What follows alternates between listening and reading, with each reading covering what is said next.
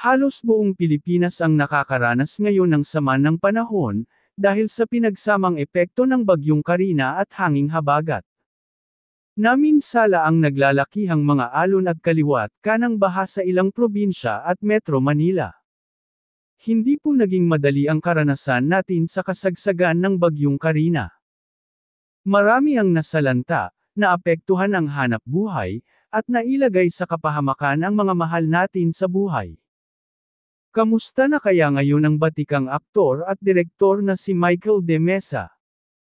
Base kasi sa huling Instagram post niya, 17 hours na siyang stranded sa kalsada, dahil sa matinding baha. Ilang beses pang nag-post si Michael sa kanyang IG page, upang mag-update sa kalagayan niya sa gitna ng pananalasa ng bagyo. Kwento ng aktor, hindi pa siya nakakauwi mula nang mag-pack up sila sa taping sa Cainta noong Miyerkules, July 24. The roads are impassable due to waist-deep flooding, and my car has malfunctioned from the water. I had to drive through earlier. It's nighttime now, and I haven't eaten, say niya sa unang IG post. Wika pa niya, I guess we definitely shouldn't have gone to work today. Kasunod niya ng IG story na ipinapakitang nasira na ang kanyang kotse at 13 hours na siyang stranded sa loob ng kanyang sasakyan. Malfunction. Oh by the way, I'm still stranded, caption niya.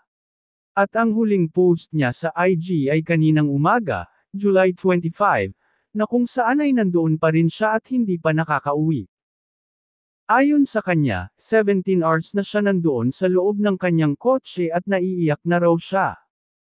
The tow truck can't get through, and my anxiety is attacking, update niya. Aniya pa, I just want to go home.